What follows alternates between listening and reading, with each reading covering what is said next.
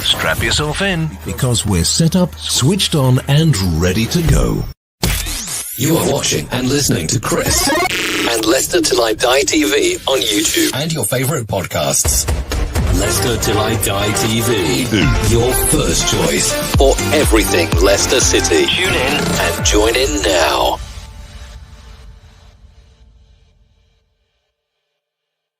Hi everybody, Jerry Taggart here.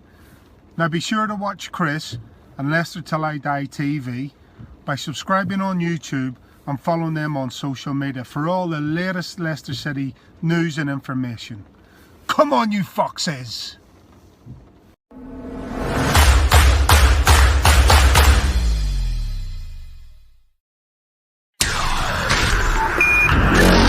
Are you ready? I'm saying, are you ready?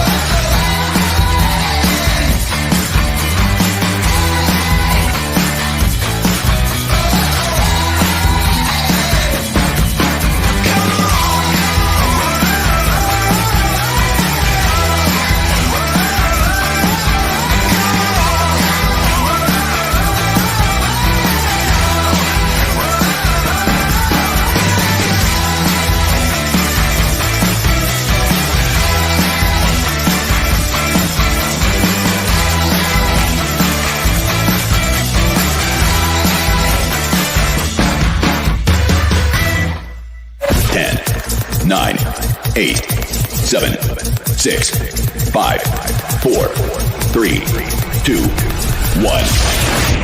Hello.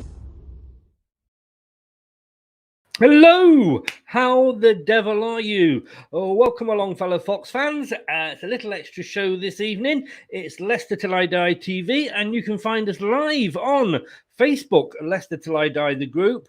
Twitter at LeicesterTID, and if you are on YouTube, or if you're not, get over there quickly, you can subscribe to us, Leicester Till I Die TV. And thank you everybody who has subscribed. We've just crawled over the 1,000 mark, and I literally mean crawled. We're like that if anybody cancels at all. So thanks for subscribing if you have already, and if you haven't, please get over there, pull me knobs, tweet me buttons. You know what I like. You know what I like. How the devil are you? It's been international football, and I know we've won 2 games 4-0. Is that what it was? I was falling asleep.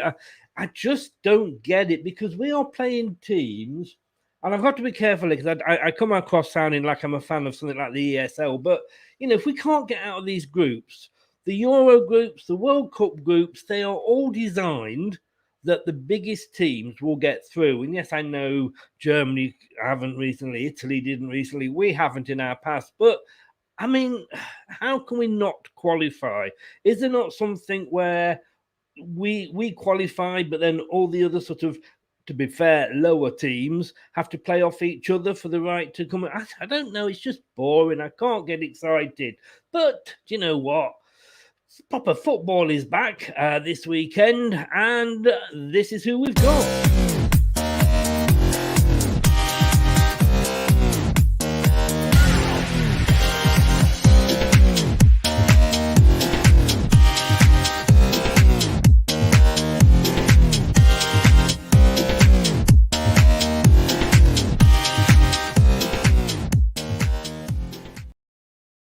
Manchester City, and we've already beaten them once this season. Have we got the team to do it again? Well, I'll tell you what we're going to do.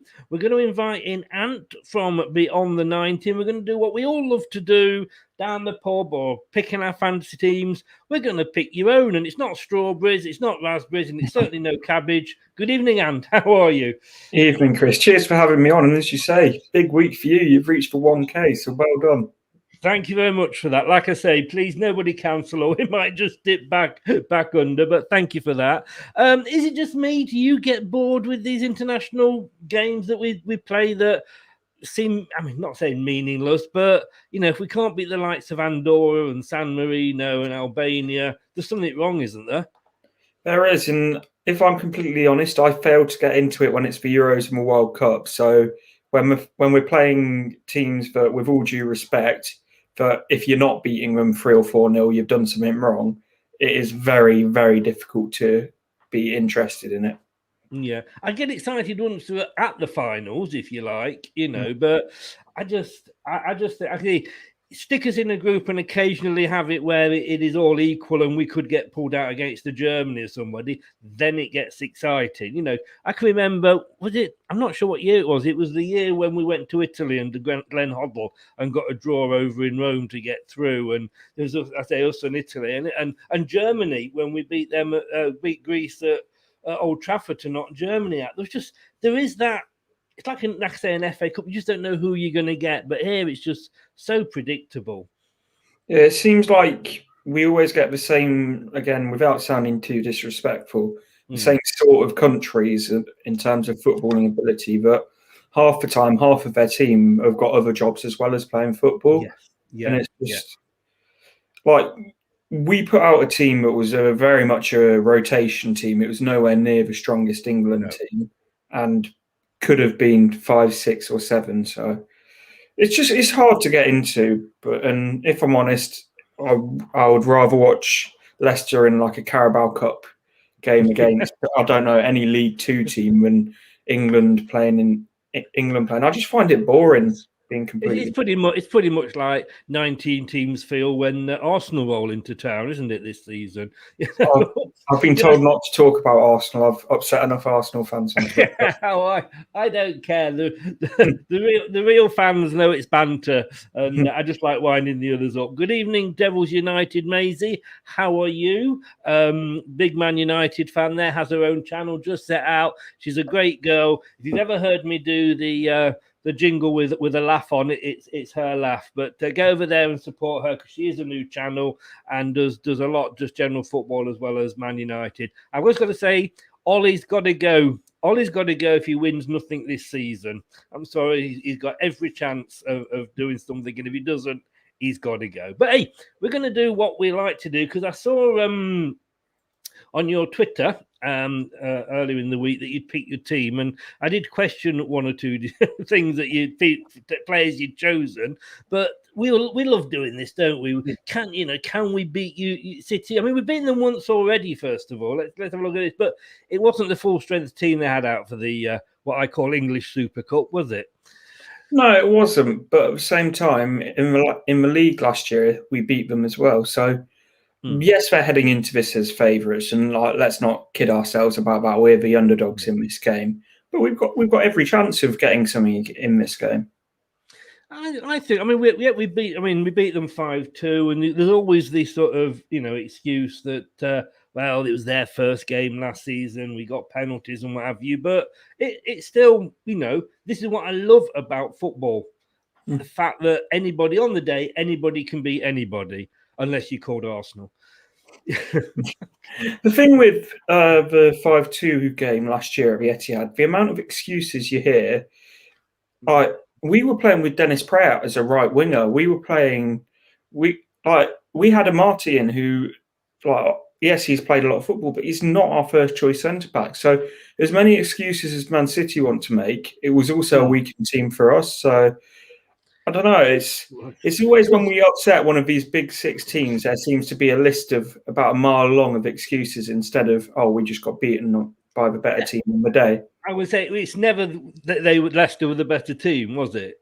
No, and I kind of like that because it just shows this proper bitterness, and I find it quite enjoyable. And I like being the underdog. I don't like being the favourite because I think when Leicester are the favourite. It's kind of like asking for trouble. It doesn't suit us, does it? It really doesn't. No. I mean, when we went into the and again, I was just talking before. I watch a lot of Leicester on YouTube, and the other day I was watching the League Cup final between us and Tranmere when we were favourites to go into. It was just an odd, we're not favourites in any game, Leicester, but yeah, we've got a few injuries out there. We're sitting in ninth, but again, Man City are on exactly the same points as us. They've just scored a few more goals, which is obviously worrying. So again, is there anything to be scared of, or is it? I mean, I would take a draw at this point. Would you, or do you think we can go and get the win?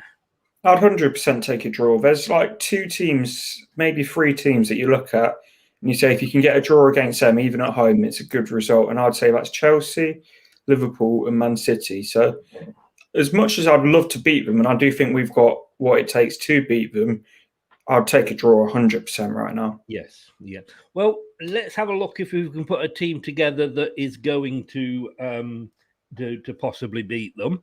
I mean, we were talking about this off camera just before we started, and we've agreed that we've got it as a sort of a 3-5-2, which always makes me laugh because a 3-5-2 is exactly the same as a 5-3-2. It just depends whether you're attacking or defending as to what formation you play. But what has happened with this too? Because we finished last season so strong. Okay, we had a couple of, the Newcastle game, but Inacho was on fire alongside Vardy, top goal scorer for the club, and yet he's back to popping on now and again for 10 minutes. He must be absolutely like pulling his hair out because his run in the FA Cup as well, some of the goals he scored in that, he was crucial for us winning that FA Cup. When you look at the goals against Man United in the quarterfinal, he scored in the semi-final as well. Yeah. And then straight away back this year, Vardy back up to fitness, back to being a bench warmer. And it's very harsh. And I don't want to say unfair because Vardy's been doing the business at the start of this season. But at the same time, it must be very frustrating for him. But I do think I've mentioned this on Twitter. I'm not a fan of a 3-5-2 or however you want to label it with the wing backs in the games where you expect us to be like putting the pressure on and dominating the ball. But I think this 3-5-2 against the bigger teams where you're going to have less of a ball and having to be quick in transition and turning defence into attack in counter-attacks, I think it's perfect for these kind of games. And we used it a lot against the bigger clubs last year. And with the big 6, so to speak, we beat each of them at least once. And we also picked up quite a few draws. So it is effective in these kind of games. And a quick hello from Beyond the 90. Good evening. And yeah, Ant does have his own channel, and we'll give him a chance to sort of shout them out at the end. They all are, so both channels, Beyond the 90 and Ant's Leicester channel, is it called? They're both, the links are in the description below. Was that right? Ant's Leicester fan channel. Leicester fan channel. Oh no, that's my teeth. I can't get it right. But both links are in the description below. But just whilst I think about it, because Beyond the 90, and I've gone on and voted for you, they're actually up for an award. Yeah, it's the FCA's in terms of the women's awards and stuff. If you go on to Beyond the 90's Twitter, you'll see all about that, and it's like any votes with that would be really, really appreciated. In terms of the women's side, it's not really, I don't do much on that at all, really. It's James Harlow's and Hannah's, that's really like top quality content in terms of coverage of the women's side of the game. So make sure to check that one out. After the video as well, if it's all right with you, Chris, I'll put the link in the comment section down below as well.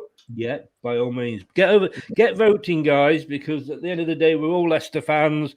It's great to support each other's channels, and it's well worth the vote. And it's great to see the women's game, because I've asked quite a few times, and it's difficult to get people to come on and talk about women's football. But I've got to be totally honest with you, in a lot of times it's better than watching the men's, especially, of course, if you're an Arsenal fan. Anyway, I did say I'm not going to mention it again.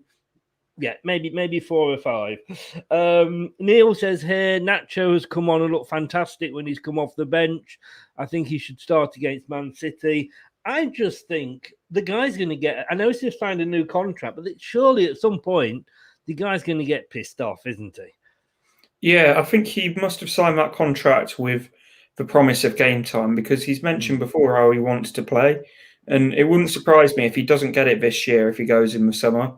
Yes, yeah. The thing is, as much as we all love Vardy, we're going to end up isolating Iheanacho away from the first team. And then, as like Vardy can't keep going on at the same level forever. I do think this will probably be his last season as a top, our first choice, and then he's sort of going to fade into that more experienced pro that's going to help players come through. But it's a balancing act for Brendan Rodgers of keeping all three strikers happy, and that's why he's paid the millions per year to do that. And I'm not envious of him having to do that job of keeping three players in Iheanacho, Daka, and Vardy really, really happy. But the thing is, we were moaning that we didn't have depth. Now we've got depth. It's a better position to be in having this depth than not having it. It certainly is. And I just, like you say, Vardy is going to end up, for me, like you say, being a super sub, that he comes on in the last 10, 15 minutes of a game when the defence is knackered, because he can't play 90 minutes in 4 competitions in every game. But like I say, for me, whatever competition we're in, and I'd love to win the Europa League and another FA Cup or Carabao Cup, but the Premier League is the one, and we want to get into that Champions League. And when we were doing so well last season, at the end of last season, that's what annoys me, is that we were playing probably as best as we played all season. Yeah, I don't know, because obviously the last 8 games of the season we tailed off massively in terms of our points that we picked up with some really stupid losses, like the Southampton. Well, that was a draw, but felt like a loss.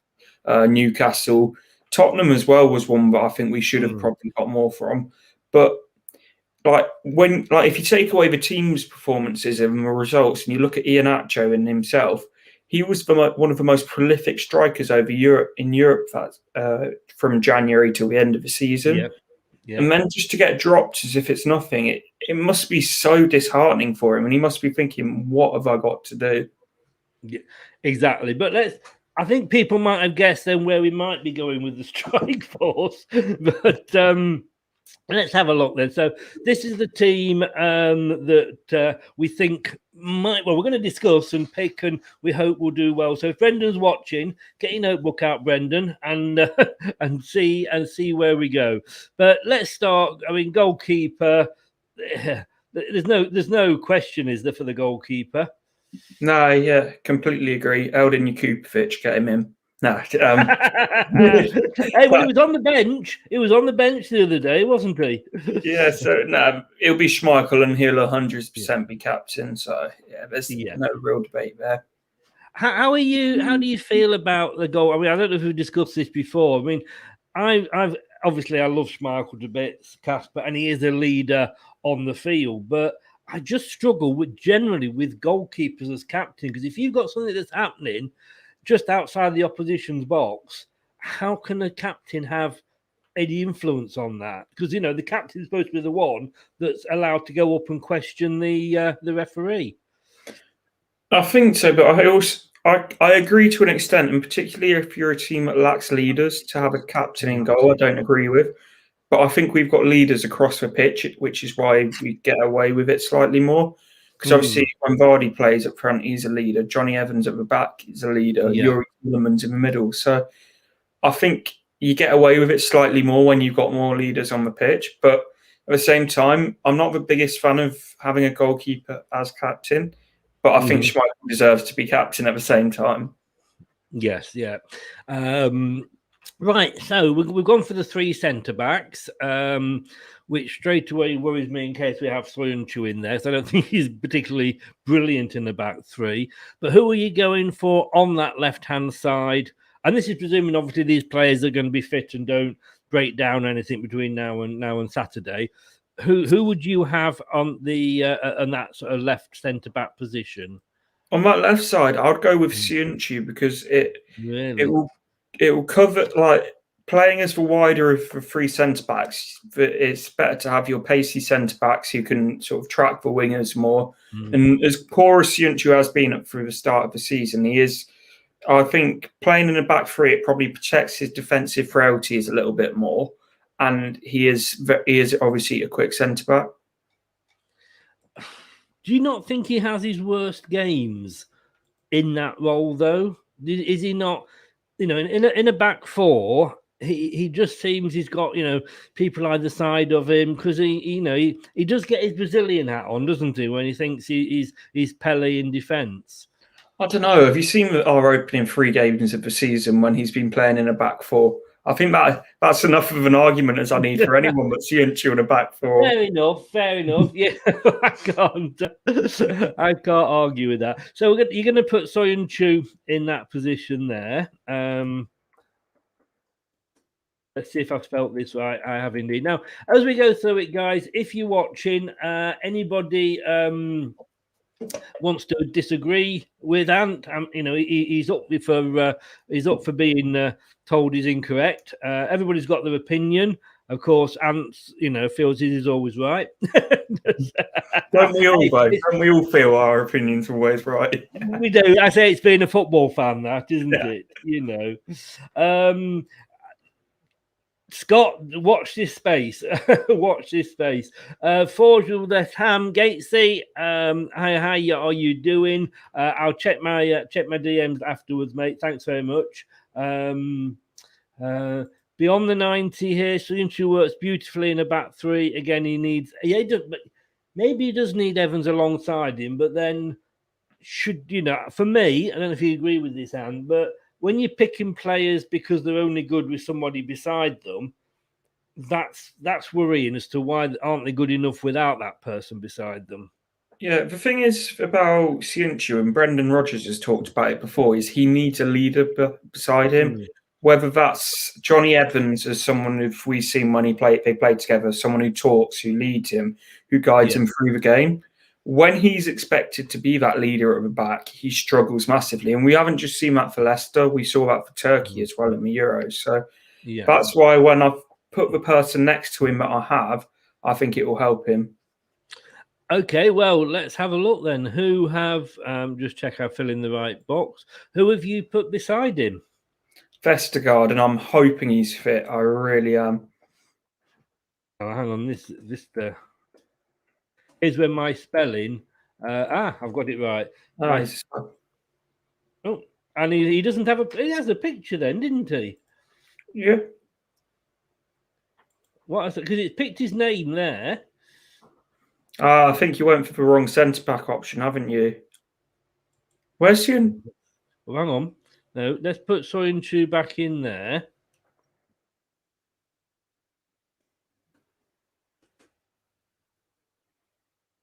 This is where I'm, you know, like a dad with the with the technology. It's why we have kids. This. Let's try this one then. Yeah, they've still got the stats on, but there we go. There we go. I need the younger son beside me.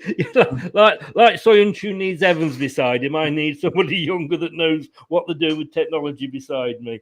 I mean, Vestergaard, what is it with defenders and Leicester? You know, he'd been with us. He played 15, 20 minutes and he got injured. It's so frustrating. It's like we're getting so many injuries, and like also with like Ryan Bertrand having COVID as well. It's just, it seems to have all come in one go, but they all get injured. But obviously, if we were a certain red side from Merseyside, there'll be a 4-part special documentary on Sky Sports. But with us, we just get on with it. And I think the fact that Brendan Rodgers doesn't moan like other managers probably a part of the reason that it isn't advertised as much. But yeah, we haven't had the best of luck with defensive issues, but we get on with it and sort of try and keep on moving forward. Yeah. Andy says here, good evening, Andy. Thanks for joining us. I hope you're well, sir. Morgan never needed Huth and Huth never needed Morgan. I think that's true, but we both Huth, when he came in, was already a very experienced centre back. He was what, 30 at the time we signed him. Yeah. Who's still a young centre back. So as much as I get the point that you're making, I think it is slightly an unfair comparison. But at the same time, Chris, I completely agree.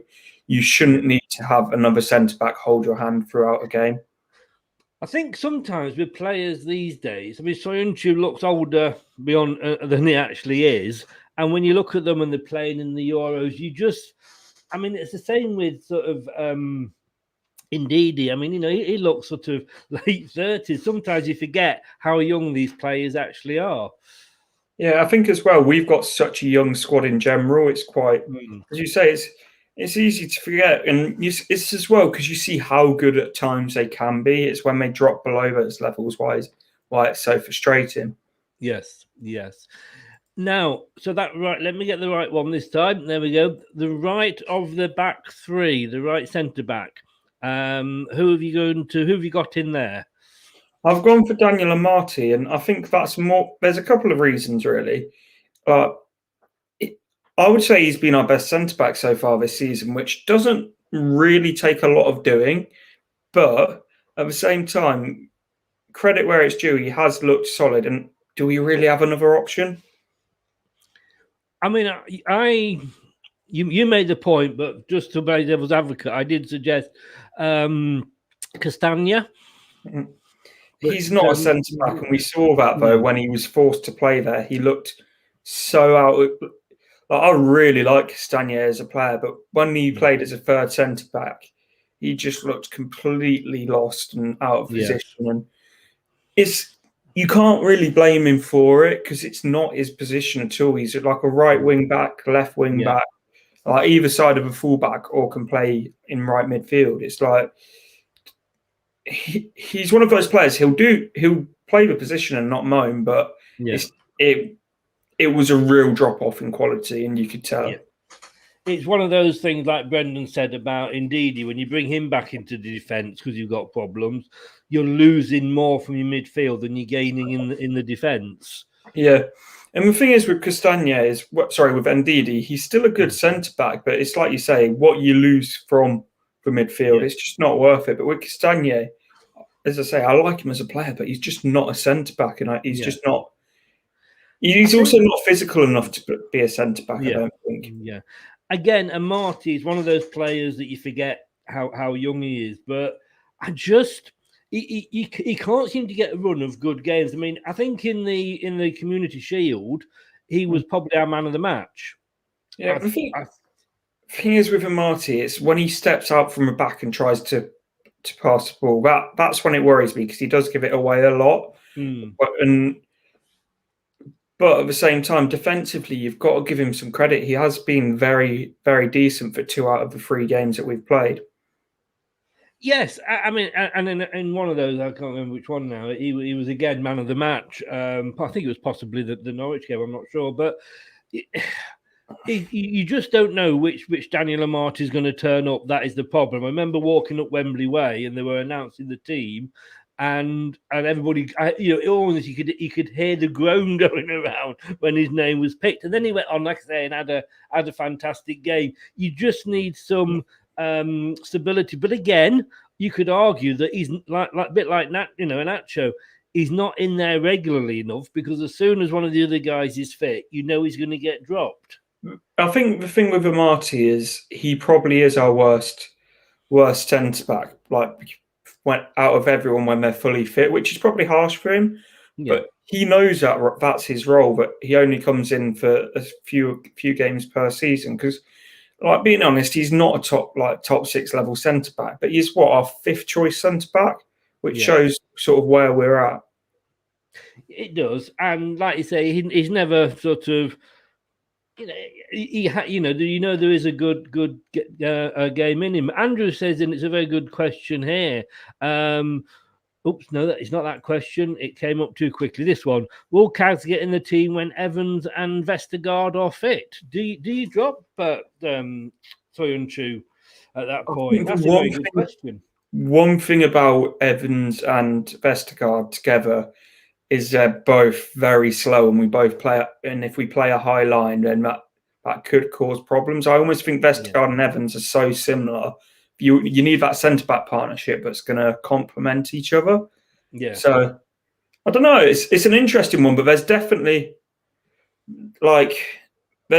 a conversation there to be had, isn't there? But does Siunchu keep his place? So I think we'll know.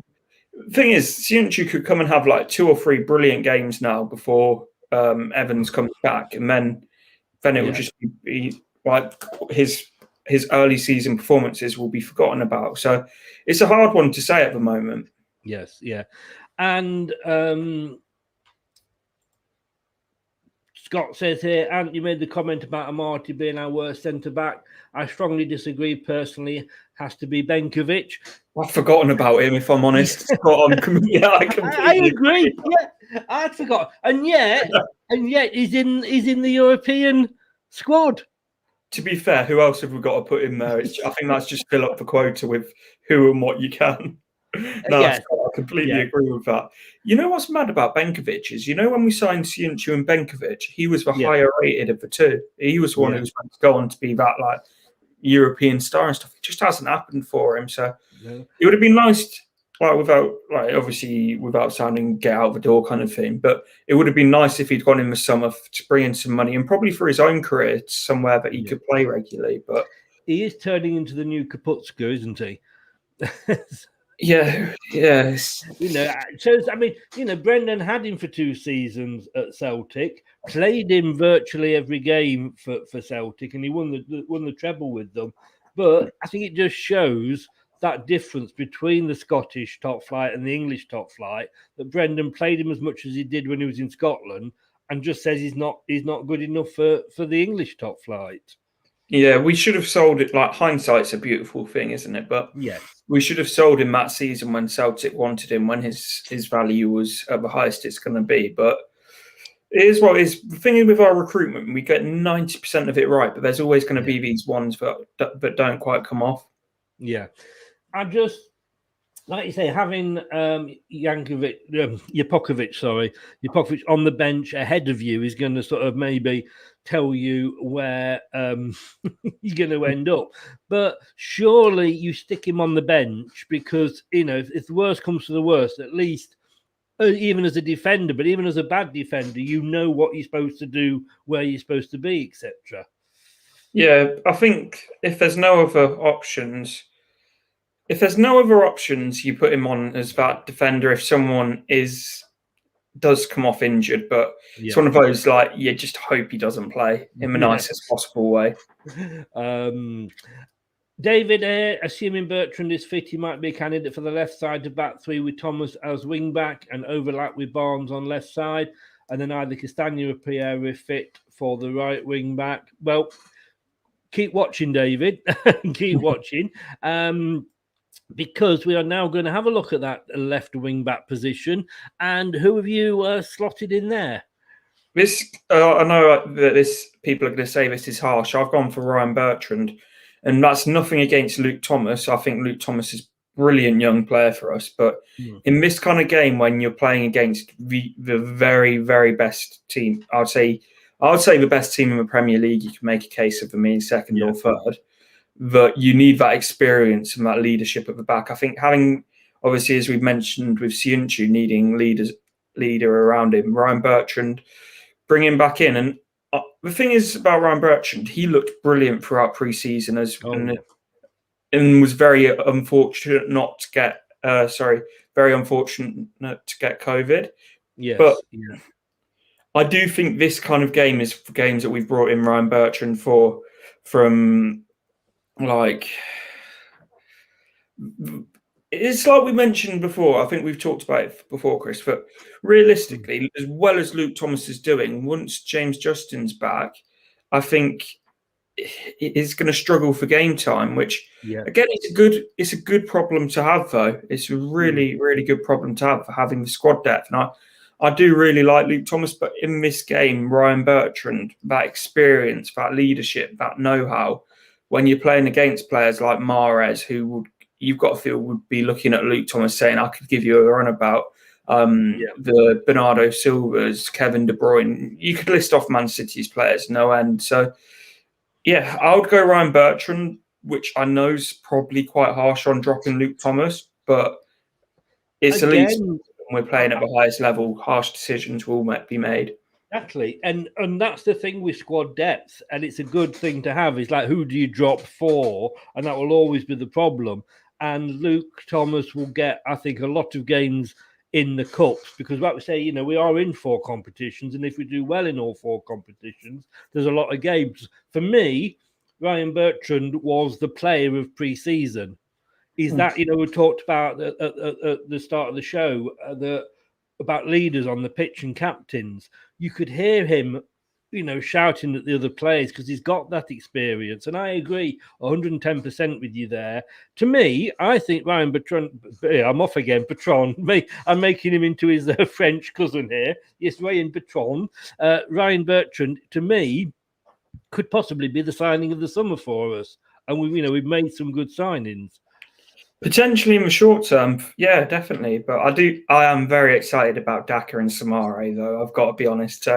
It's one of those, when you head into a summer and you come out of a window and you know who your best signing of the summer is, it's nice and stuff. But it's so cool that we've got the option that you could look at 3 or 4 of the signings that we've had this summer and say he could be the signing of the summer, or he could be as well. So I think it just shows what a good summer we've had.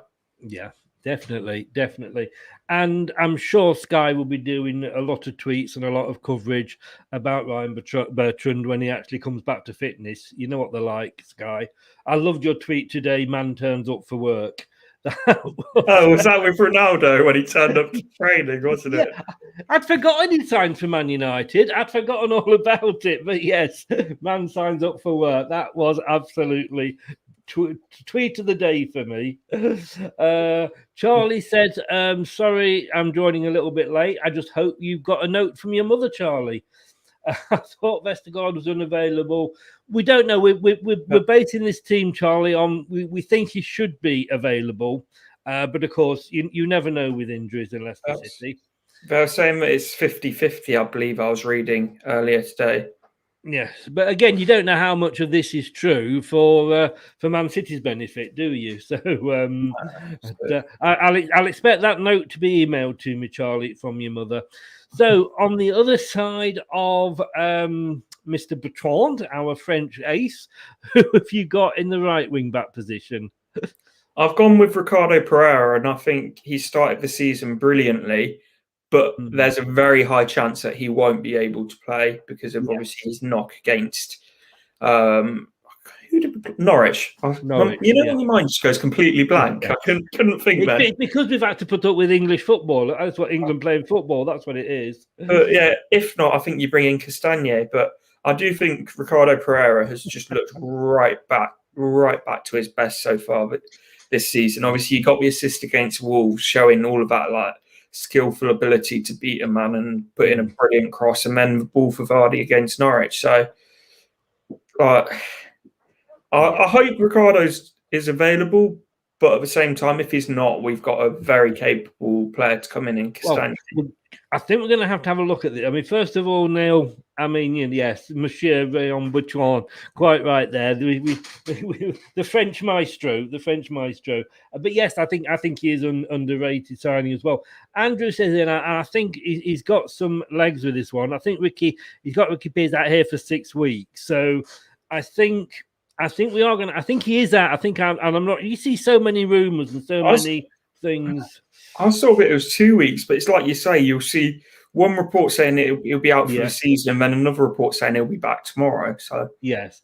Well, let's presume. I'm going to presume that he's actually going to be unavailable. Right. So who are we going to put in that position in his place? Should we go I think it's Castagne. If Ricardo can't play, Castagne comes in. Yeah, I would agree with you. It would be one or the other. Like I say, you never know with injuries because it is all paper talk and it is all managers playing mind games. And if you're not Northern Ireland alike for picking injured players. Hopefully Brendan won't be then. But then again, I see again. Neil said here, Ricky's put on his Insta. He is back. Will he be risked straight away, though, against Man City? That's the question. But we're going to say Castagne or Piera in that position, but obviously the other one on the bench coming on or off. So that's we'll give that one an either or position there. That way we'll cover ourselves. It's best way, then nobody can sue us, Ant.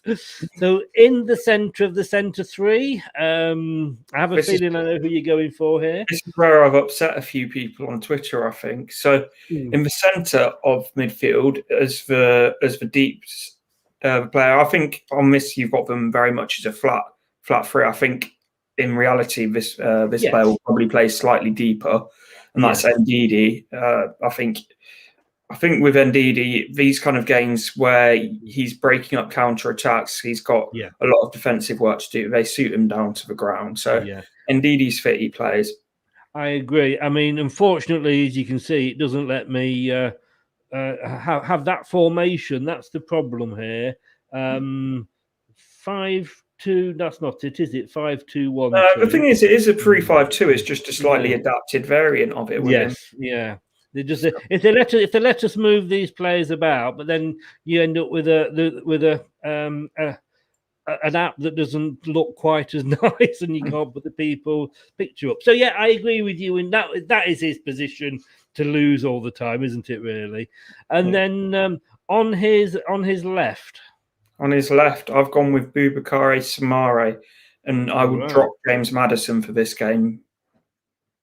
Well, I wouldn't say drop. I would interchange Samare and utilise our squad depth is a better way to put it, I think. Oh, manager speak there. You've been playing on FIFA, haven't you? Well, you must have preempted what Scott was saying here. Please don't have common sense, not Maddison. Scott, I'm a mind reader. He is, because you can't see these comments. So, I mean, Maddison is a bit of a enigma this season, because you know what a good player he is, but he just hasn't hit that form, has he? No, he hasn't. And my thinking behind Samare in this game is nothing to do with Maddison's drop off in form either. I think for me, with Samare coming in, it's about compacting that midfield like we did when we went away to Man City, making it really hard for them to play through us, like they tried to play through a lot of teams. So it's about making it really difficult for us to be broken down, adding that extra physicality in the middle, and also a player that I think we've talked about it before, Chris, but can pick up the ball and really drive at a defence, which will be, I think, if we're being pinned back in this game, which, let's be honest about it, there's a real possibility that could be happening at times. To have a player that can drive out from a defence, pick up a foul, maybe pick out a pass to Vardy, Vardy or Iheanacho or Daka or Barnes or whoever those front men may be. It just, to me, seems to make sense to really shore up the midfield and make it as defensively solid as possible. No, I mean, you know, he looked when he came on in the Community Shield, and he had that. I think he beat about 6 or 7 players that couldn't get the ball off him. He's got that potential, and I just hope we see it. And as you say, some games are made for, and I think this could be a game when he'll come into his own. I know, unfortunately, you can't have Perez on the right there, and I know you would be dying to pick Perez. I think we know who you're going to go for there, don't we? Yeah, I think it's a no-brainer. Yuri Tielemans got to play. I think I'll argue with Perez, anyone that's our best player. So. Oh God, I'm only joking. I can't see that. The thing is, it's like when you're typing it in on this screen, it's so small. Oh, well, yes, yeah. I did type up Perez, but you'd never speak to me again. If I Ozzy Perez, I'm going to go off on one slightly here, and I blame you, Chris, for setting me off on this. I think Ozzy Perez, he's one of those players who ultimately I don't think is good enough, but I do think the hate that he gets is ridiculous, and I'm massively against the abuse that he gets and stuff, because ultimately he doesn't pick himself each week, kind of thing, and he's one of those players that is like, yes, his output's probably not good enough, but he works hard, like very, very hard, and that's one thing that he can't be criticised for. I'm like any player I hate to see getting abused, so Anyway, as I said, you've set me off on one. We'll get back. No. I think the problem is that he's. If you go onto the Leicester City website and then you go into the squad of players, he's down as a forward. You think, well, come on, you should be scoring goals. But I think it was Jeff Peters, or it might have been Rob Tanner. One of the two, when I spoke to them, said the problem with Perez is he's better than most fans think he is, but he's probably not quite as good as Rodgers thinks he is. And I think that just sort of summed him up in a T. The thing is with Perez, that I like about Perez, is his work rate off the ball is very, very good. And I think that's why Brendan Rodgers likes him so much. But you just don't get enough out of him on the ball. Yes. But, I mean, at the end of the day, he is, I suppose, to Brendan Rodgers what Junior Lewis was to Peter Taylor. Lawrence Tiddley here is saying, good evening. Lawrence Tidy, changing your name there. KDH, Beyond the 90 says KDH or Sumare. I think it's got to be Sumare. Would you throw KDH in against Man City? No, I really like Dewsbury Hall. He looks brilliant, though, doesn't he? He does look a brilliant prospect. I think the thing is with Sumare, as much as his game time's been limited, same as Dewsbury Hall, I think with Dewsbury Hall, you're going to have to ease him in slightly more, because with Sumare, he's played in the Champions League.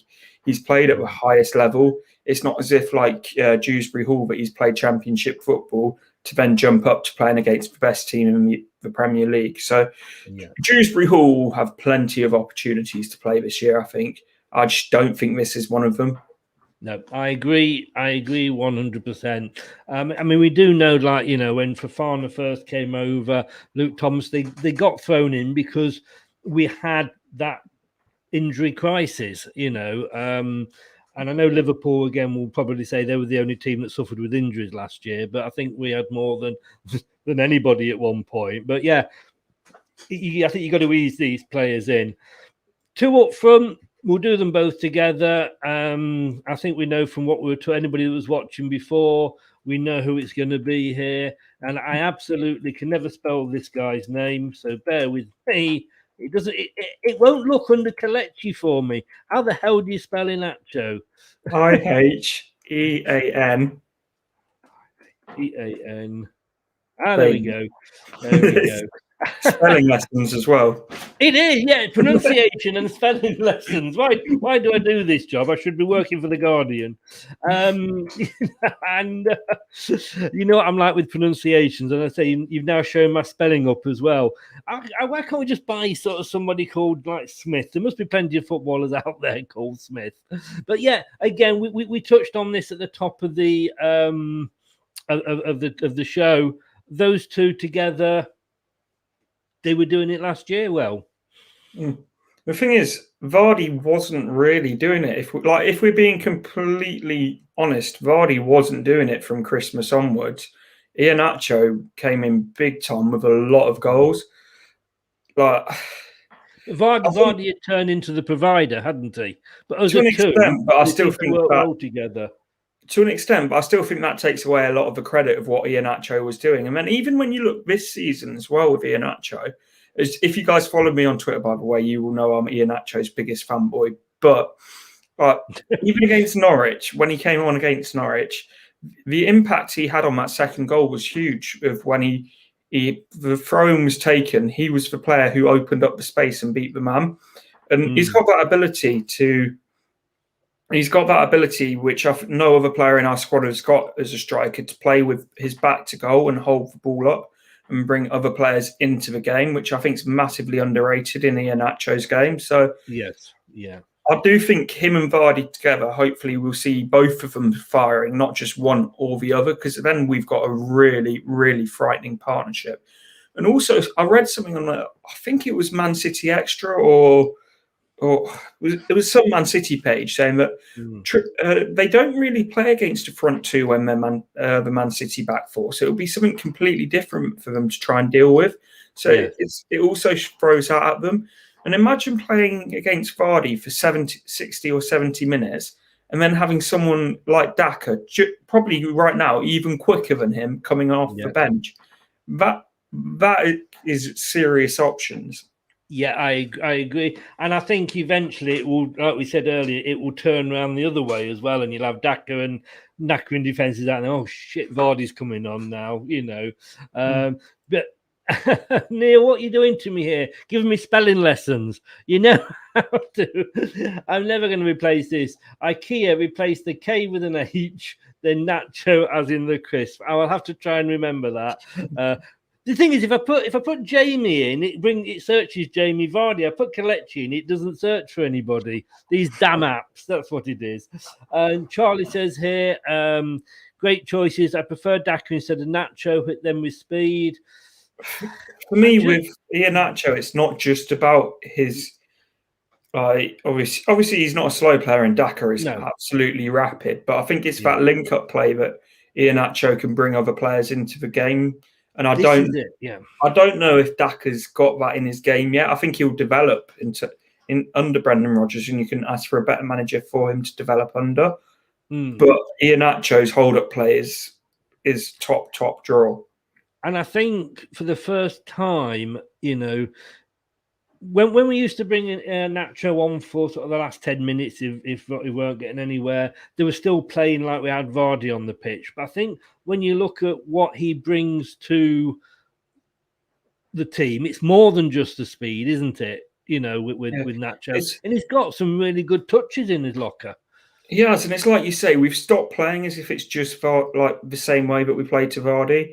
It's like we play the ball into his feet now, which suits him a lot more than trying to play the ball in behind, because he's got that pace, but sometimes the ball in behind he can be very dangerous on.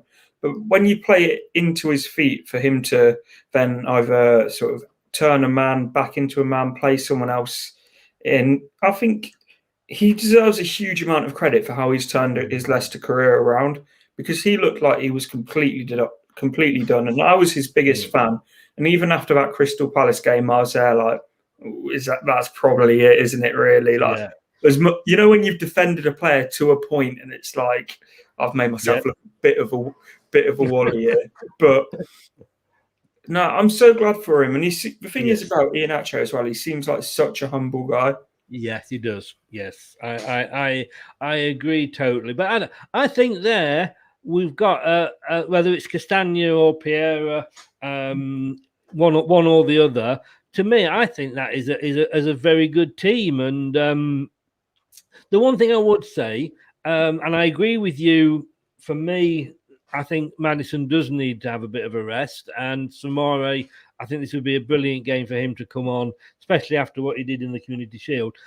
Are some players, like, say, Maddison, Perez possibly, becoming undroppable in Brendan's eyes? Potentially. But at the same time, we've seen Brendan Rodgers make some big decisions as well in dropping players like Harvey Barnes when he was, obviously, he was a big name within the club as well. He dropped Maddison, obviously, after the West Ham incident. So he does have the bottle to do it. It's just whether he... The thing is with Brendan Rodgers as well, he's, as you say, he's got his favourites. And his players that I wouldn't even say favourites, players that he trusts. Yeah. So the thing is, I've got faith in that he will sort of go with what he thinks is best. And 9 out of 10 times, of course, he does that every week. And I do think this game that Maddison's one of those players. He probably could have a good impact off the bench if we're like. Say if we're losing 2-1, you maybe bring off a Samare and then go a bit more attacking, because I just feel like with Maddison you leave yourself slightly exposed in this formation. I agree, and I think when you look at Maddison, you're looking at when you bring a player on, is that player going to change the game? And I'm not picking on him here, but if you bring Perez on, if he's on the subs bench, he's unlikely to come on and actually make a game-changing contribution. But Maddison is, he can come on. Again, he's got that in his locker.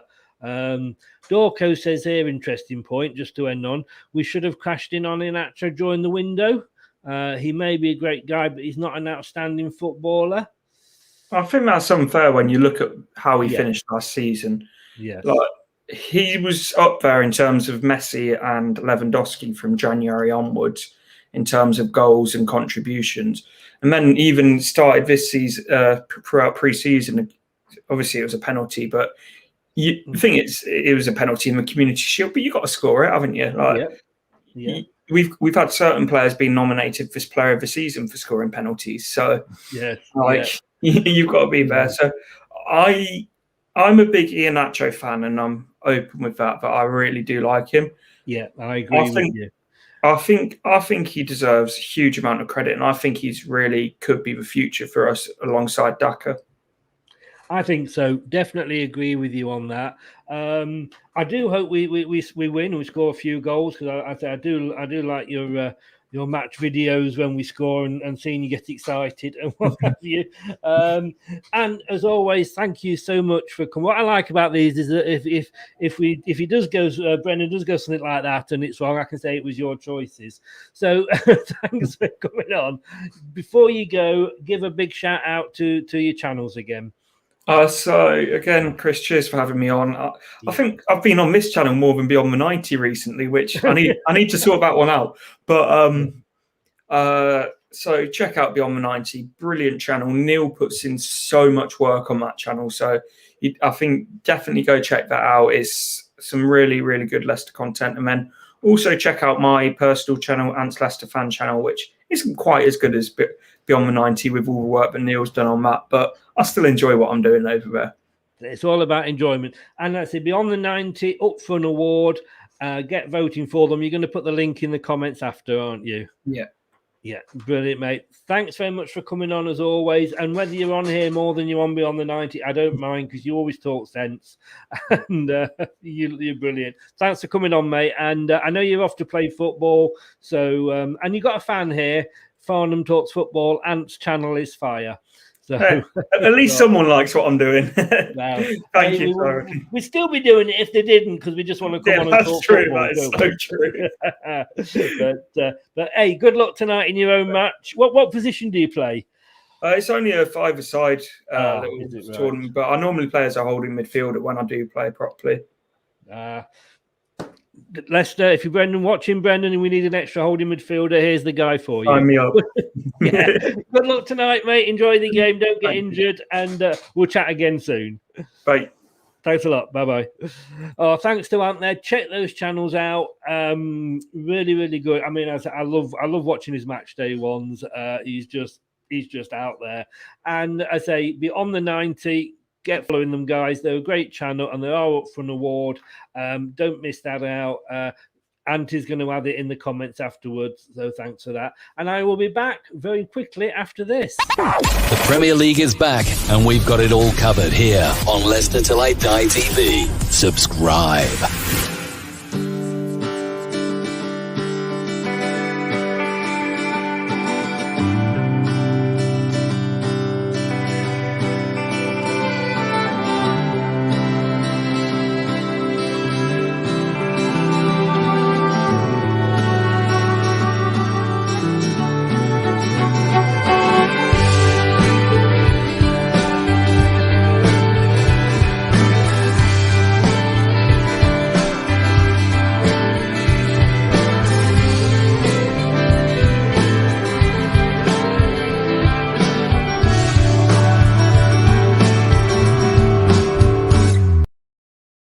And if you like the music in our links there, have a look in the description as well. And Princes of Maine, that is a great song. I love that song so much. I use it for, I've starting to use it for everything, and he's given us permission to use it.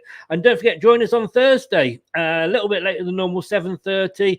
We're going to have Gary Mills, who, of course, ex-Leicester City captain, and Barry P. Point, who we've had on the show many times, friend of the show, ex-Leicester City chief executive. Our first ever chief executive He's not what you're expecting at all. If you haven't seen him on the show or read his book, well, they're both going to be available on Thursday, and they're both going to be here live at 7:30 on Thursday, and don't miss it. That's going to be a great show with the two guys on. Thanks for watching us. Thanks to Ant, as always, for coming on. Let's see if Brendan's watching. Let's see if he's going to pick that team, and let's see if I can do the right thing and press the right button and play the right out video tonight.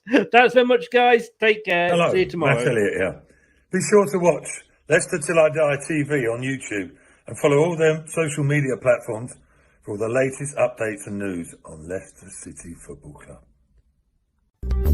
Thanks for watching Leicester Till I Die. This is Chris saying goodbye, and see you next time.